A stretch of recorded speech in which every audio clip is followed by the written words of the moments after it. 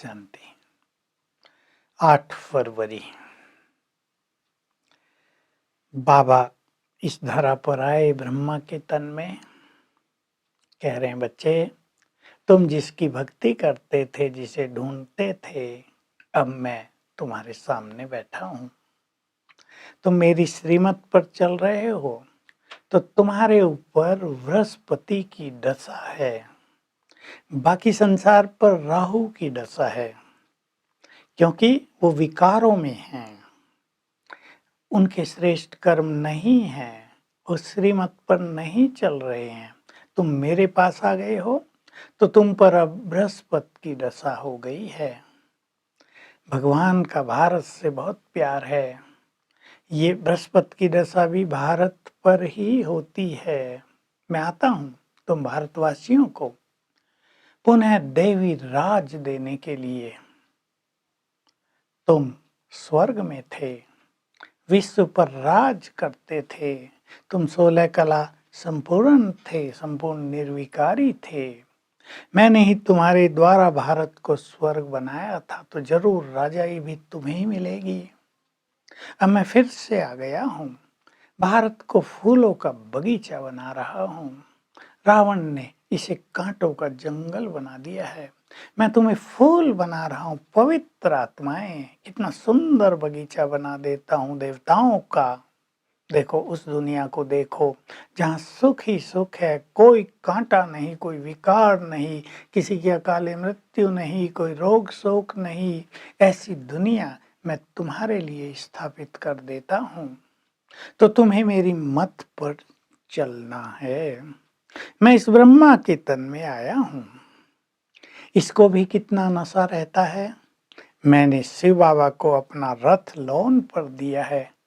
बिल्कुल ठीक बात है, मैं इसके रथ में आकर तुम सबको ज्ञान दे रहा हूँ। इस भारत को फूलों का बगीचा बना रहा हूँ, तो तुम्हें विकारों का और अवगुणों का दान देना है।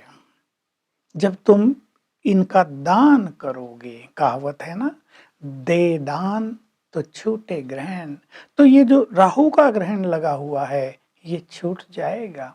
जिन विकारों के कारण तुम दुखी हो वो छूट जाएंगे और तुम सुखी हो जाओगे। तो तुम्हें 16 कला संपूर्ण बनना है। उसके लिए सदा याद की यात्रा पर रहना है, देही अभिमानी बनना है, देह अभिमान को छोड़ते चलना है। और ये जो विकार हैं, जो देह अभिमान के कारण आ गए हैं, इनसे मुक्त होते चलना है।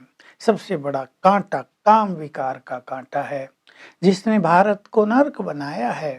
और दूसरा क्रोध, क्रोध भी बहुत बुरा कांटा है, ये भी घर घर में तबाही मचाता रहता है। तुम्हें इन सभी विकारों पर विजय प्राप्त करके अपने को सच्चा सच्चा फूल बनाना है। मैं तुम्हें गाइड कर रहा हूँ। बहुत भक्ति करते थे, जन्म जन्म तुमने भक्ति में तीर्थों पर फेरे लगाए, पर तुम्हें मिला क्या? अल्पकाल की शांति मिलती थी, मनोकामनाएं पूर्ण हो जाती थी, तुम नीचे उतरते ही आए हो। अब मैं तुम्हारी चढ़ती कला करा रहा हूँ, तुम्हें सिखा रहा हूँ कि तुम देही अभिमानी सोल कॉन्शियस कैसे रहो। तुम्हें मुरलियाँ मिलती हैं, मुरलियाँ माना भगवान के महावाक्य। तुम ब्राह्मण ब्राह्मणियाँ हो, तो बच्चे कहते हैं बाबा ब्राह्मणियाँ चाहिए मुरली सुनाने के लिए। बाबा कहते हैं नहीं बच्चे, तुम भी सुना सकते हो, कोई भी सुना सकता है। मुरली सुनाने की अच्छी प्रैक्टिस कर लो तो तुम्हारी ये सेवाओं की वृद्धि भी बहुत हो जाएगी। तुम्हें तो गांव-गांव में पहुंचना है, प्रदर्शनियाँ करनी है। देखो प्रदर्शनियों में कितने लोग आ जाते हैं, हजारों आते हैं। सेंटर्स पे तो 50 आते हैं। तो तुम्हें चित्र भी ऐसे शोभनीक बना देनी चाहिए, जैसे लक्ष्मी नारायण का चित्र, जो सबको आकर्षित करे। बाबा बड़ी महिमा कर रहे हैं 2 चित्रों की, शिरडी का चित्र और गीता के भगवान का चित्र बहुत ही श्रेष्ठ हैं। इसे देखकर लोग तुम्हारे पास आएंगे और तुम्हें सबको समझाना है कि कैसे हम भारतवासी स्वर्ग में थे और धीरे धीरे जन्म लेते लेते नीचे उतरे हैं और अब आकर स्वयं शिव बाबा सच्चा ज्ञान दे रहे हैं। तो तुम्हें इन विकारों को छोड़ते चलना है। बाबा बार बार कह रहे हैं तुम भी व्यापारी हो। देखो, व्यापार में हमेशा लाभ लाभ लाभ होता चलता है। अगर किसी को घाटा हो तो उसको लोग अनाड़ी कहते हैं, यानी बुद्धू व्यापारी है, इसको व्यापार करना आता ही नहीं है। तुम अब व्यापार करते हो भगवान के साथ, वही सच्चा सौदागर है, रत्नागर है। तुम उससे व्यापार कर रहे हो, तुम्हें उससे व्यापार करना आना चाहिए ताकि थोड़ा देकर स्वर्ग की बादशाही ले लें। कितनी सुंदर बात है। तुम यहाँ भी व्यापार करते हो तो ये सौदा भी दिया करो, सबको बाप का परिचय भी दो, उन्हें स्वर्ग में चलने का मार्ग भी बताओ, तो तुम्हारा डबल व्यापार होता जाएगा और तुम्हें लाभ ही लाभ होता जाएगा। उस दिन एक गीत बजा था मुरली से पहले, तुम ही हो माता पिता तुम ही हो। तो बाबा कह रहे, बार बार कहा, तुम्हें कितनी खुशी होनी चाहिए जिसकी महिमा में गीत गाते थे, अब तुम उसके सम्मुख बैठे हो। वो तुम्हारे लिए सुखधाम बना रहे हैं, तुम्हारे लिए स्वर्ग की राजा स्थापित कर रहे हैं। भगवान स्वयं आकर तुम्हारा सर्वेंट बना है। कितनी बड़ी बात बाबा ने कह दी। तो तुम्हें बहुत खुशी होनी चाहिए, तुम्हारी सेवा में उपस्थित हुए हैं बाबा। लोग तो कह देते हैं भगवान ने ये खेल बनाया ही क्यों। बाबा कहते, बच्चे ये तो बना बनाया खेल है, न कभी किसी ने इसको बनाया, न कभी यहाँ प्रलय होती है। दूसरी बात कह देते हैं आत्मा तो निर्लेप है।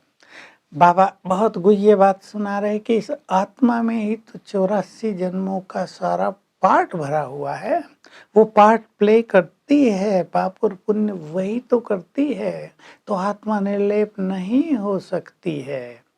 फिर कह रहे हैं कि बाबा का तुम बच्चों से बहुत प्यार है, तुम्हारे लिए यहाँ भी सुख के साधन बनाते रहते हैं, मकान बनाते हैं ताकि बच्चे आकर सुखपूर्वक रहें, उन्हें कोई तकलीफ न हो। वरदान, फुल स्टॉप द्वारा श्रेष्ठ स्थिति का मेडल प्राप्त करने वाले महावीर भव।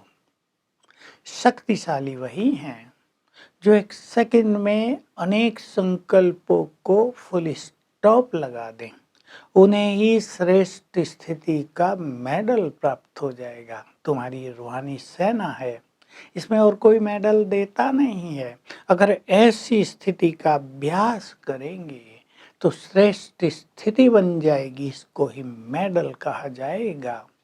और ऐसी स्थिति वाले ही महावीर बनते हैं, बहुत शक्तिशाली आत्मा बन जाते हैं। तो फुल स्टॉप लगाने के लिए भी ज्ञान और शक्तिशाली स्थिति की बहुत आवश्यकता है। स्लोगन है, हर परिस्थिति को श्रेष्ठ स्थिति से पार करने वाले उड़ता पंछी बनो। तो आज हम जरा अपने को देखेंगे। हमें खुशी रहती है कि भगवान के सम्मुख हैं, अभी भी वो हमारे सम्मुख रहता है। और क्या हम अपने व्यर्थ विचारों को जल्दी से जल्दी फुल स्टॉप लगा सकते हैं? तो आज अभ्यास करेंगे 5 स्वरूपों की बहुत अच्छी अनुभूति का। और अगर आप हर घंटे में एक बार कर लें, ट्रैफिक कंट्रोल बजे तब कर लें, 3 मिनट का गीत बजे तब कर लें अच्छी तरह से, तो सारा दिन मन के संकल्पों को फुल स्टॉप लगा ही रहेगा। ओम शांति।